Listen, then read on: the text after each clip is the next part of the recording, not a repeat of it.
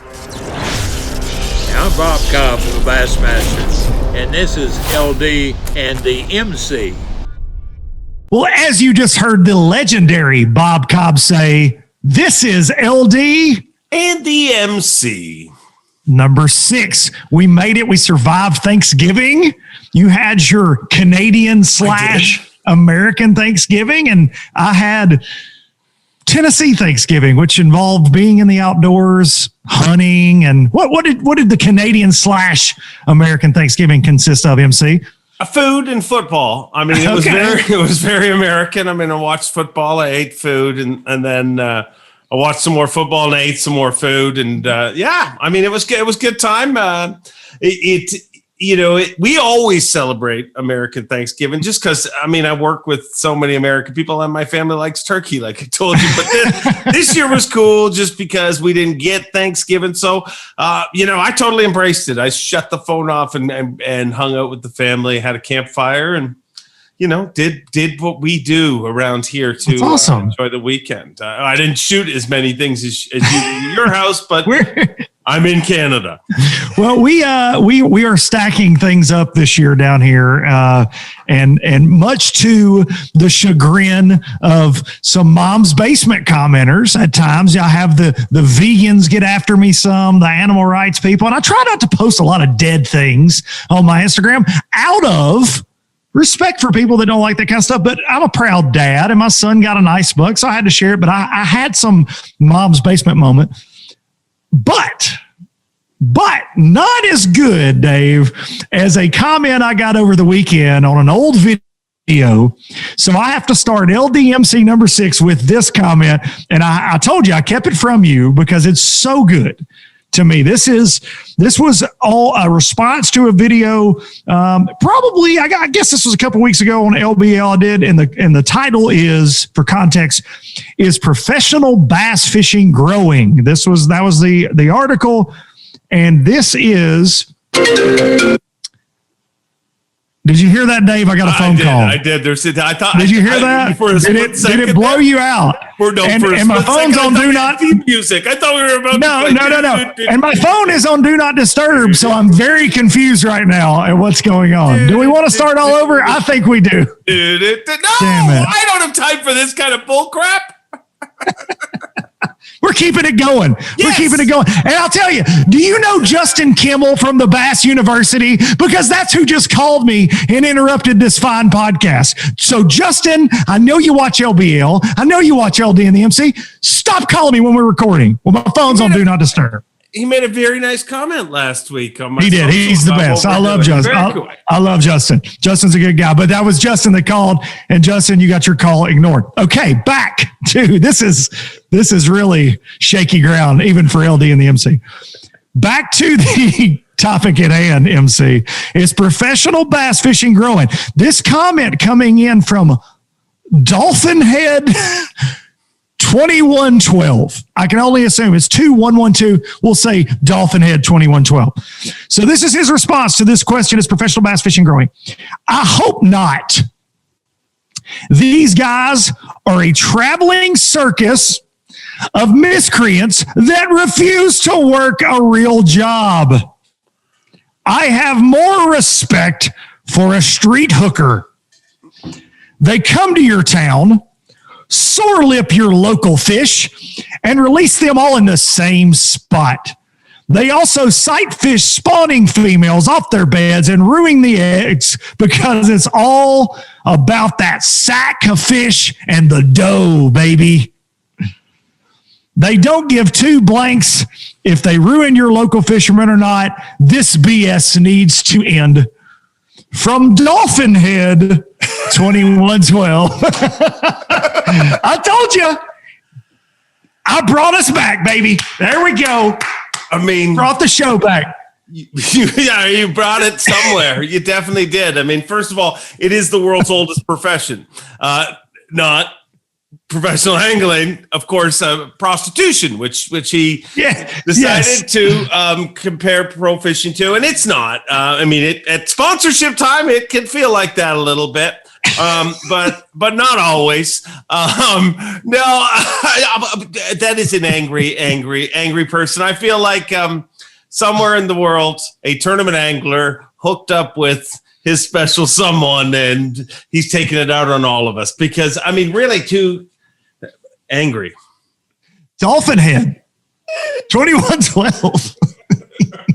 Dolphin Head, who, I mean, what if in this world of the mom's basement moments, what if Dolphin Head is a tournament angler himself and he's just speaking out because he doesn't catch them like he wants to or something, and he's using the name Dolphin Head 2112? I don't know. Maybe he's a Miami Dolphins fan. Maybe he's mad about that. I don't know. But I had to share that with you, my friend. The week after Thanksgiving, we're all grateful. We have good things going on. LD and the MC folks are enjoying it. We're enjoying it. And then I get comments like that. Had to share it. It leaves me wondering, is Dolphin Head his name or just an activity that he's into? Freaky people in the world, LD. Freaky people, baby. Where are we going next? We're going straight to hell if we don't change our ways, MC. So I think next on the list has got to be Bassmaster Opens. We talked about it last week. This is a huge week for a lot of anglers. And there's going to be, we're hopefully, and I say we, me, myself, and a lot of fans, going to get some answers on what this elite field is going to look like next year. You know, we saw Jason Christie made an announcement on his Instagram that he's coming back. He is back. Christie was that, by the way. Of course. Yeah, we're going back. It's just here's a trophy. Yeah. Dude, Clint Eastwood doesn't walk into the bar and start yelling and screaming. He's just like, do you feel lucky? Yeah. Well, do you? I mean, he is freaking Clint Eastwood. But he is, man. And he's Mr. Steal Your Girl sitting in the corner, like just drinking his whiskey, not saying a word, and all eyes are on him. But he made his announcement, so he's officially going back. We're yet to see that from Greg Hackney, but I mean, I would say obviously that's going to be the case. Not to steal his thunder. We hope he does it on LD and the MC. We'll see. But through this points race, we've seen some shakeups over the last couple tournaments, some people that looked like they were rock solid halfway through that made big decisions, big career decisions to come to Bass. A guy like Scott Martin left his career, been at FLW for years and years and years, goes to the Opens. Guys like Andrew Upshaw, Bradley Hallman, Todd Castledine, they were really, really vocal at Brian Latimer in leaving FLW to come to the elites, to try to qualify for the elites. Not working out from a point standings list-wise for these guys right now. My question to you is this. How will this all shake out after this week if some of these big, and these guys are big names in our sport, they're successful in their FLW Tour careers with Forest Wood Cup qualifications, with victories, a lot of career earnings, you know, some AAA level wins, that type thing. What's the play for Bass right here? You're my Bass go-to knowledge guy. There's a lot of people asking these questions. Are you, Dave Mercer, if you're Bass, are you letting these guys in? Are you sending this broad invite if they don't qualify per the criteria stated in the Opens rules? All right, three things. First of all, the first thing is, before I even answer the question, Luke, I mean, how wrong is it that this is happening? Really, before I even give my opinion, I want to say how bad I feel for a lot of those guys because, I mean, I think I say it all the time about how much respect I have for tournament anglers and their commitment and everything they overcome. These guys made it. They were tour level anglers. Yes. They were at the stage of their career where it's time to fill the freezer with meat. You know what I mean? I'm not scratching and clawing trying to get in the door. I'm in the door and I'm taking part. Things are cooking. Things are cooking. Yeah. So to send them, to put them in a situation where they have to go back to the Opens is horrible. But that decision wasn't Bass's decision. You know what I mean? As a person, I feel horrible that they were put in that situation. I think it's wrong and it's a travesty of the sport. But there's two trains of thoughts. I mean, you look at the comments, I'm sure we're going to get a bunch here. You hear a lot of people who say, man, this is Bass's chance. Just open the coffers, let in about 20 of those guys, and nobody will even remember what happened the last few years. And that's the comments that I've heard from people. I've seen them. But man, as much as that seems like it makes sense, you are literally turning your back on everybody that stood by Bass, which at the time when everybody thought Bass was going under. I mean, every angler that gets into the Elite Series, it gets tougher for the guys that are already there. You know what I mean? And I don't want to make it easier on those guys, but I also don't think that anybody deserves a free pass more than those guys. I mean, those are the guys that put their name on the line, you know, when this all happened. You know what I mean? Those are the guys that stood by Bass, and it's it's a bad situation, man. But I just don't think that you can go any other direction than everybody. If you're here because you qualified. So to me, that's 12 guys a year from the Opens. And I think other than that, the only thing Bass can do is let a few people in through Legends exemptions. And I mean, as far as I know, the rule is 2 to 3 per season maximum. But that's going to take care of itself, because in a year from now, 2 years from now, you go to imagine you're going to have people we're going to start eliminating from the elites at the end of next year. So once we start eliminating from the elites, you're going to have some of those elite anglers getting eliminated that do fall under a Legends exemption. And as far as I know, the rule says current elites get precedence in that situation.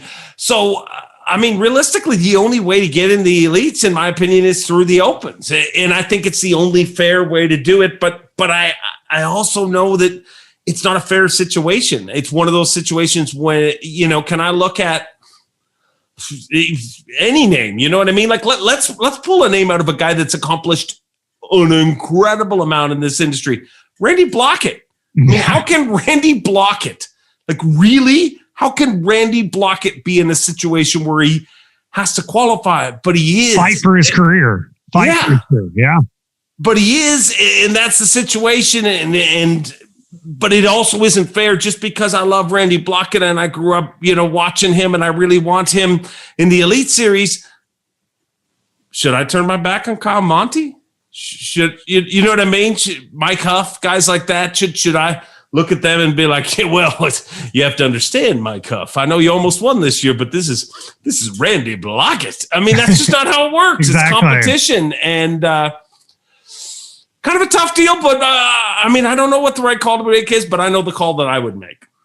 Well, I'm just going to name off some of these names. You mentioned Blockett. I mean, think about this. You got Bobby Lane fishing, you know, who's a BPT guy, but he's fishing all the Opens.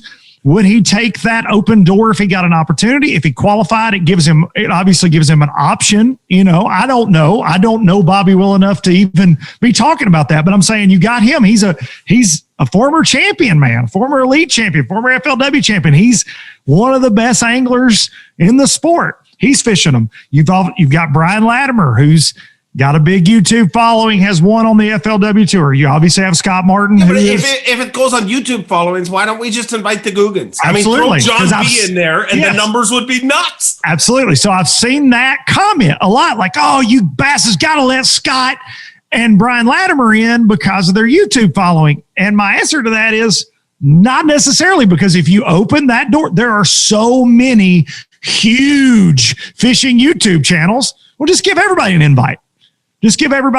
You have to, what Bass did 2 years ago, inviting the FLW guys after everything split, was unprecedented for the Elite Series. It was the most strict tournament trail. How you get in, when it's your time to go, you go. I mean, they were by the book, but we had the split. They got pillaged. You have no choice at that point. You have to get some anglers in there, because you didn't have enough coming from the Opens, obviously. So we got some FLW guys over, you know, FLW sent some guys over. And look, it was a great move. You had Canterbury win AOY. You got Clark Wendlandt winning AOY this year. These guys are legendary anglers. Now they're on that Elite Series stage. They got their chance. Matt Airy, Shane LaHue, Brandon, like all these guys, incredible. So it was the right move. It was questioned. to death. Was it right? Was it wrong? You know, I know there were some Bass guys, current Elite Series guys that weren't happy about that move. Yeah. Right? Because like you're saying, it's disrespectful to a guy like Mike Huff if you let somebody in, or a Lee Livesey or whatever, because they stood by you, right? So there were a lot of guys that were like, hey, what are we, chop liver? So, but I think for the greater good of what was going on, I think they all saw through that.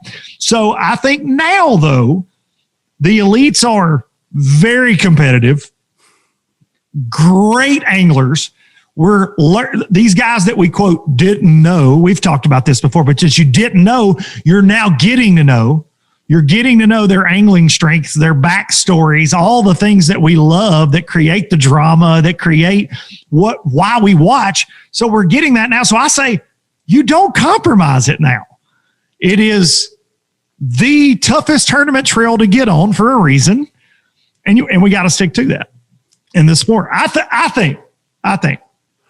And I mean, for every one of those people you want to add, and I get it where the fans are coming from. When fans say, you know, man, I just want to see and I want to see that too. But part of the reason that the fans of this sport love it is because of everything that these guys have overcome to get here. So it's part of the tale, and it sucks for a lot of those guys that are, you know, I've heard people refer to it as the opens purgatory. Bass fishing purgatory, yeah, for sure. It is. It's a grind, man. It's going to be tough. I mean, the amount of people that are trying to get through there.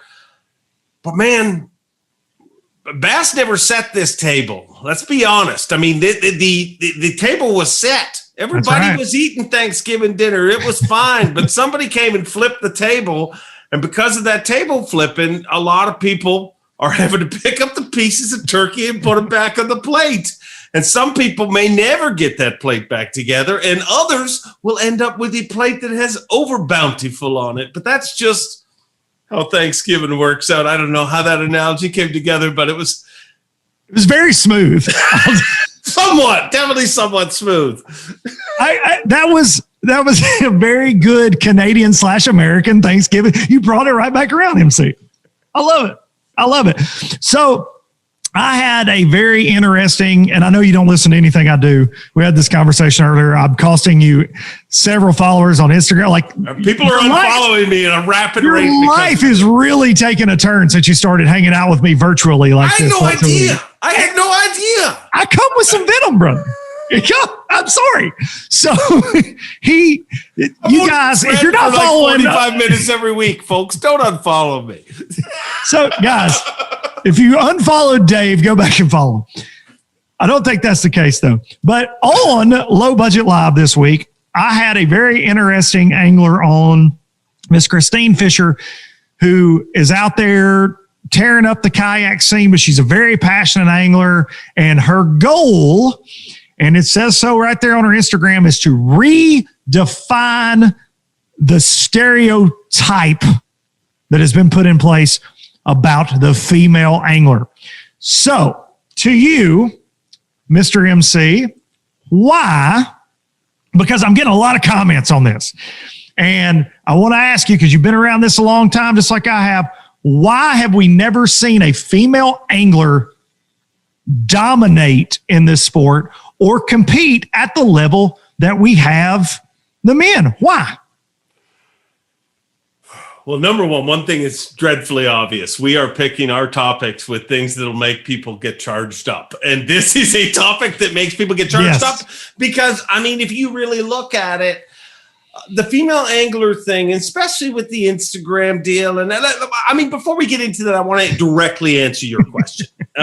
Why haven't we? And I've spent a lot of time thinking about this. Honestly, why haven't we? And I think I have probably the least offensive and most mathematical and scientific thought through answer there is. It's plain and simple. There's just not enough ladies to fish. I mean, honestly, I look at it. If you look at it, why up till now? Why up till in the last 2 years until the Johnsons and Gussie, you know, really, and I mean, I mean, I shouldn't say up till the last 2 years, the last 5 years, they've kind of made an impact in tour level fishing. How come up till that point, there wasn't really a Canadian that made an impact? we had Hank Gibson who made the classic, but, he was kind of a fringe layer, made a classic, had a good year. Making the classic was a good year for Hank. He wasn't contending for Angler of the Year. He wasn't contending weekly for tournaments. How come we didn't see a Canadian? Well, it's the same reason we haven't seen a female angler, in my opinion, because there's less. I mean, if you take the amount of people in the state of Tennessee that fish tournaments, you know what I mean, at any level, and you compare it to the amount of people that do it in Canada, I mean, I guarantee you Tennessee is tenfold, if not 100-fold of the number. So statistically, there's going to be a lot more Tennessee anglers that make it to a tour level. If you get 1,000 people to try it, your percentages versus 100 people, your percentage is higher. And I think that's honestly the same thing with the female thing, because scientifically, if you look at a lot of it, there's scientists who will tell you that females should be better. You know what I mean? They should have better sense. They should have a lot of reasons that females should be better at fishing. Live longer, that kind of stuff. Yeah. They can distract you real easy. I mean, how if it was like, if I was the male that was competing in like the LPGA, I could be like, hey, ladies. And they'd be like, whatever, screw you. But I mean, there's a lot of girls that could distract me. But what I'm saying is it's sheer numbers. It's numbers. There's not as many ladies that compete. So there is not as many, stand out of all the thousands of bass pros that you've met in your life fishing in Tennessee. How many of them are that top percentage? 2, 3, 5 of them, even in a state like Tennessee. So the lady numbers need to come up, and you'll get that. I mean, there will be a female phenom that comes to the top, and there's a bunch of them trying, obviously, but it's sheer numbers, in my opinion. Why do you think we don't have? Why have we never seen one? So I think that now is the time, okay, because you've got a lot of really dedicated, true tournament anglers, and what I mean by that is in the past, and we still got a lot of this going on. I feel like some of the female anglers, the ones I've known in my experience, some. And in the past, in particular, it was almost like a gimmick, right? It's a gimmick because somebody told them, hey, there's not any women doing this. You're pretty cute. Why don't you get out there and slap on a jersey and go to these tournaments? And in my experience, that's what we've seen a lot of over the years. And unfortunately, for the female anglers that take it very serious, like a Trey Zaldane, like Christine Fisher, Melinda Hayes, a lot of these women Christina Bradley, that are out there every open, grinding, fishing BFLs, fishing team trails. I mean, you look, even Randy Housewhite, Robin, dude, amazing angler. They cut their teeth fishing together. Randy and Robin Howe, it's crazy. He actually told that story to me not too long ago, and I was like, I never realized you guys were team tournament partners. It's crazy. But so for every woman that is an avid angler that loves it for all what I would call the right reasons, you have an enormous amount out there that are taking advantage of us as dumb guys that are like, wow, hey, thong bass, I'm in, and like, and they get sponsors from that. And it takes credibility, unfortunately, away from these diehard tournament anglers. That's my opinion. And I think as things progress and you kind of pull back that layer of BS now with social media the way it is, YouTube, like you're getting to see these ladies in action, freaking catching bass, how hard they work at it. We're going to see it. Like now's the time. And that's what I told Christine. It's a really exciting time for somebody with a daughter that loves, to be in the outdoors, to see somebody like her or a trait that's a role models that, you know what, if that's what you want to do, and you want to work hard and have a boat and get out there and mix it up, you can do that. And so I think, it's hard to put a time frame on it. I think we'll see a woman on the Elite Series. I really do. And I know Trade is absolutely burning the roads up in the opens, fishing every open.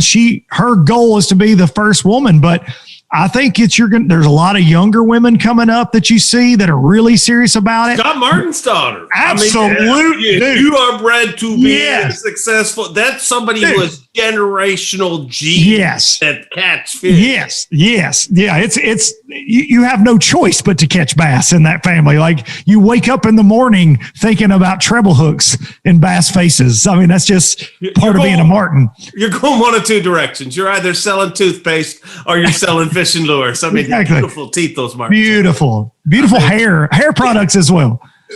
Best hair in bass fishing. Let me point this out though, too. To play devil's advocate, the ladies don't play in a fair playing field. In this way, if you think about it, they don't get an opportunity to develop properly. And what I mean is this: if you think about it, they come and they fish whatever tour they're fishing. I mean, the FLW's had different people fish at basses over the years. It doesn't matter. But right away, everybody notices them because they're not the same. That's right. You know what I mean? So in some ways, that door opens a lot quicker. I mean, you always hear people in sales say, a pretty female can walk in and I mean, a lot of ladies admit that, and they've got somebody's attention. Free range. But they also better deliver in all those situations. You know what I mean? So they'll listen to you, but they also probably want you to, in some situations, impress them more than a male counterpart. So that's what I mean in tournaments. When you see some of these young anglers, some of the best anglers, I mean, Seth Feider was literally on the edge of quitting it all and just never being part of our sport. I mean, Chris Lane, the names go on and on and on about guys who have openly, Brent Chapman, who said that I was about to quit. And then they became an angler of the year, a classic champion, whatever, but they were allowed to fail. And what I mean is, if you really think about it, the ladies aren't allowed to fail. I mean, Trace Zaldane had to catch him at her first open. And when she didn't, and I love her, it's for me to say that when she didn't, there was a lot of people who quickly were like, of course, you didn't catch him. Of course. You know how many guys don't catch him for the first while? There's a whole... So, you know what I mean? When you look at it from both ends, and then there is totally the girls that wear the thongs and pose for the pictures and get a lot of likes. And my take on that, Luke, is my worlds don't need to intermingle. I mean, I may follow some people on Instagram that are glad. They don't have to have a rod and reel. I'm honest with my wife. I just say I follow her because, well, look at her. Yeah, because boobs. I mean, we can say it on LD and the MC, but I'm with you.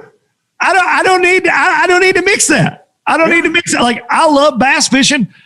I can see some dude with an 8-pounder. I don't need a lady in a bikini holding the same 8-pounder. I'm there for the fish. Yeah. Now, if she needs a bikini page, I'm here for it.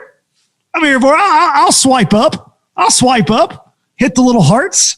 All right, guys, we need y'all to comment below on the first two topics in particular about the opens, because we forgot to mention that. We want your feedback, but on this very touchy subject, I feel like, with the female anglers, let us know. What do you think? Do you think we will see a female angler in the Classic in a major championship, or see a female angler dominate this sport? I feel like the potential is there now more than ever, and I think the MC does too.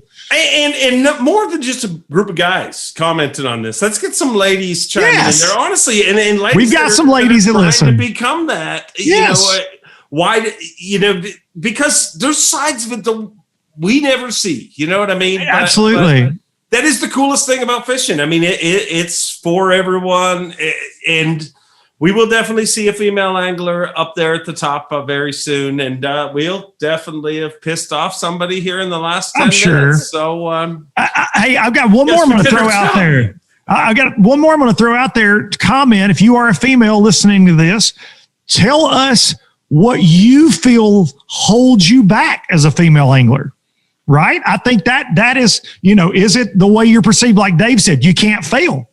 You got to catch them right out of the giddy. Is that what it is? Like, talk to us. I think that would be a very good discussion to have.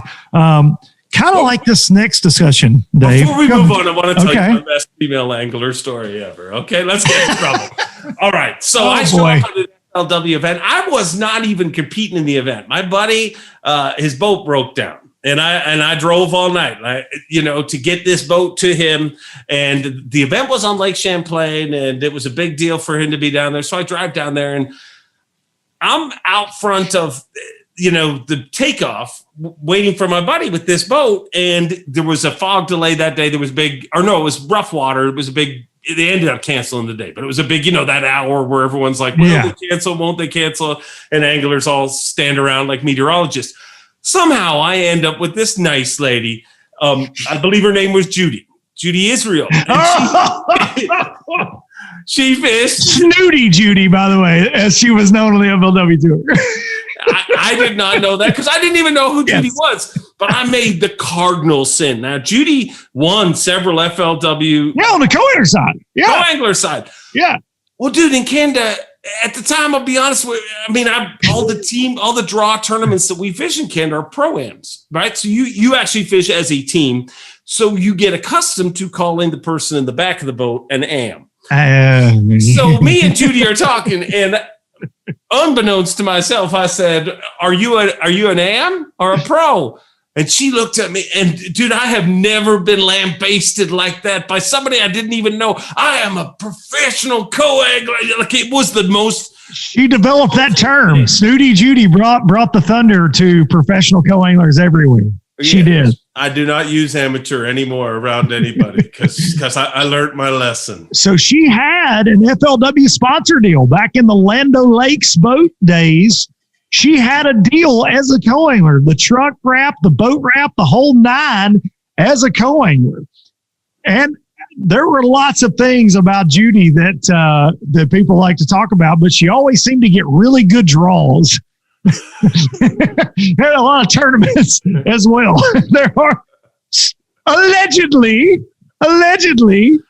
from friends of mine at the time that fished FLW, there was not a lot of Judy love. That's amazing to me that the MC meets the professional co-angler on the dock. I find it amazing that I told that story and somehow we got to the end and I said the least offensive stuff about Judy. But you know what offends me, Luke? Losing followers on Instagram? That? Okay. Plus bad lures. We're going to talk about lures. Yes, let's talk about some lures there, guy. Let's get into it. Some lures and the worst lures. I mean, everybody talks about the best lures. Offensive. The worst. So this was your topic and you threw it at me. You said, well, let's talk worst lures. And I mean, I really thought about it. And listen, there's a lot of lures that have not worked for me, but that does not make them bad lures. Sometimes it's the magician and sometimes it's the wand. But I'm going to go worst lure for me. Mighty Bite. I mean, the straight up Mighty Bite. It's a freaking piece of plastic. It's a plastic swim. The Mighty Bite. It tickles 5 cents. Small fast. They had spent an exorbitant amount of money on infomercials, but basically it's a lure with a bite out of it. If a fish did that to your bait, you wouldn't throw it anymore. You'd put it away. But the Mighty Bite. And I mean, to me, that is the world's worst lure off the top of my head. But there's been some bad ones. I mean, devil's advocate on the Mighty Bite, though, it's still kind of a swim bait, so you could probably get a bite on it. Well, I just think it's the worst. I mean, it's the biggest like marketing ploy. I guess. Yeah. I don't know. I mean, yeah, I get that. But I don't know if you've ever seen, and I had to Google this to get this name because I wanted to make sure I got it right. And I know people will remember this. The hover lure was a lily pad. Follow along, kids. Okay. It was a lily pad with a little deal that held a dragonfly that hovered above, and the hook is in the dragonfly that hovers above the lily pad that you heave out there. And so it looks like a dragonfly hovering above lily pads. Does the dragonfly touch the water at all? Or No, it's suspended in the air above the fake lily pad, up to the side. The hover lure. Cast the whole lily pad? Yes, it's a lily pad about this big, a little deal going up here, little dragonfly. Real life. The hover lure. Yes. Wow. I need to the look hover that lure. up. Only, in my opinion, only to be outdone, or this close race for me. Second place, honorable mention, Chuck Woolery's Moto lure. Do you remember Chuck Woolery's Moto lure? I got it, dude. I have it somewhere. I'm telling you. It's like the teeth, great. The wind-up teeth. That's what it reminded me of. But you could probably catch a bass on that. I'm sure you could. I mean, Chuck probably could catch a bass. I mean, he's Love Connection back in 2 and 2. I mean, back with Chuck Tim Woolery. too. He's Chuck Woolery. He's really good friends with Robbie Floyd. Allegedly, Robbie Floyd says he's really Chuck Woolery. They know each other through some. I mean, Robbie knows a lot of people, but he does. Chuck Woolery loves fishing. I've seen him at iCast a few times. And Yeah, Chuck Woolery's a big listener of our show, I believe. So thanks a lot. You Chuck, just lost me another follower. Chuck, we want to say we're sorry that the Moto lure didn't work out. And we hope that it didn't. You didn't invest all of your Love Connection money in that project. Guys, comment. We want to know. Hit us up. Let us know what you think of the worst lure ever. And we know we miss some because when you get to Googling bad lures, there's a lot of them. And here's an interesting take, Dave, and I'll pose this to you before we shut her down for the week. What, in your opinion, and this is dangerous. We could go bait category. We don't have to say brand or anything like that, but not. So this is like bad, goofy, gimmicky ideas we're talking about with these, the lily pad thing. What, in your opinion, MC, the most overrated, maybe it just doesn't work for you. Like you said, doesn't work for you. Maybe it works for other people. Most overrated popular lure. Oh, the tricky one. God, I'm trying to think of. I mean, stuff doesn't become popular unless it's good. That's right. For the most part, maybe something that you're not taking with you, that it doesn't fit your style or something. I mean, I know you're a very versatile angler and you fish a lot of different bodies of water, but what's something that you're just like, I don't get it. I don't catch them on this, or, you guys can have that. I'm trying to think, because honestly, that's one of those things that, I mean, I've had baits like that you do have to mess with. You know what I mean? I remember the first time I used a spy bait. I mean, everybody was, the spy bait, and I threw it out. That is mine. Throw them in the trash. Throw it. I'm here that we live in a cancel culture. I am here to cancel spy baiting forever. Throw them in the trash. Nobody needs them. But you're wrong. Because that's one of those baits. Once you realize where to use it and when to use it, I mean, it is awesome and the fish inhale it, but it is one of those baits that's a little different, but there's a lot of those baits that have come and, but I'm trying to think of they don't get popular. They don't get good unless, there's been some stuff that's come and gone, That's what I right. mean? But I mean, as far as a real hit bait, most of the time when you can't catch them on it, it's angler error. You know what I mean? Like for a long time, I agree. The Alabama rig is no good. You know what I mean? Like if you go some places, there's times you can throw it. Doesn't matter.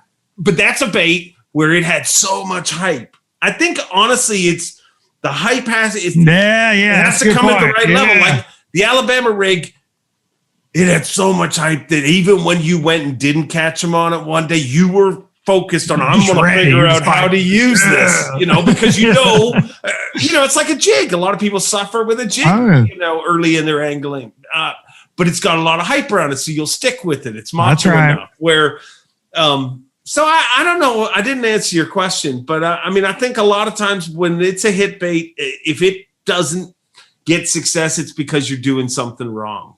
Spy baits, they're awesome. I'm telling you, my man David from Duo will stop. Change my mind, David. The air, okay? You change his mind, Dan. He will. I mean, change my mind. Changer. So, last but certainly not least, we're gonna have to bring this up. I feel like it has to be said in all this lure talk. We lost a legend in the sport of bass fishing, a great lure designer. He is the man behind a lot of great Strike King designs that worked really closely with Brower and Van Dam and Hackney on a lot of designs over the years, and countless other guys on the Strike King. Zona.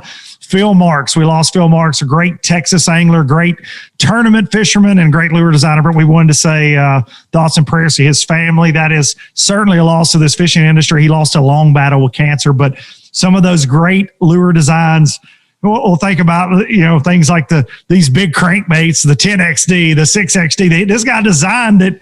Van Dam and some of these dudes knocked their lights out on for a long time, but definitely an instrumental guy in this sport that gone too soon, to say the least. And you want to realize how good a guy he was. And I mean, he's a guy that I got to spend a little time with. I didn't really know him that well. But, man, you hear Zona and you hear Kevin and guys like that talk about him, and you just said it right. He designed some of the greatest lures, of modern times, and nobody's talking about that.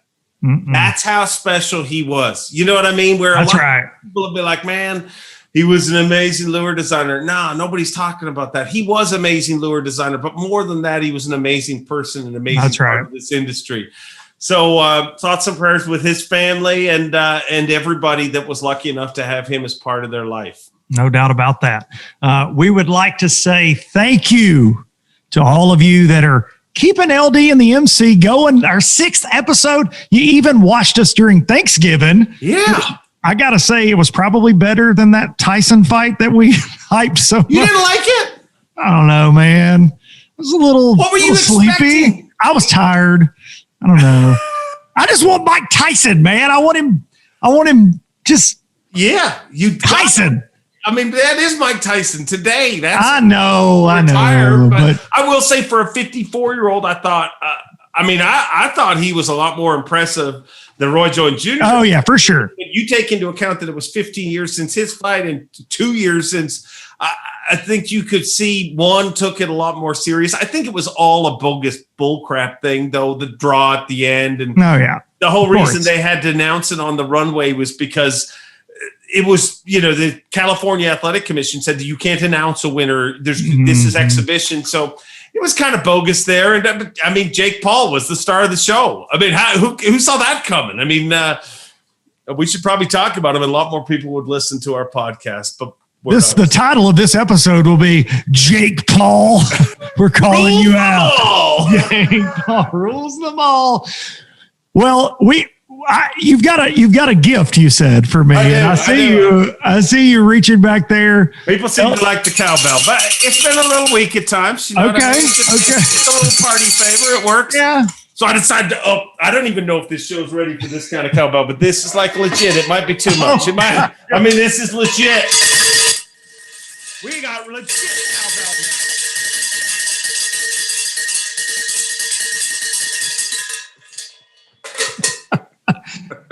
Well, on that note, this has been LD and the MC. And we'll see you for number 7 next week.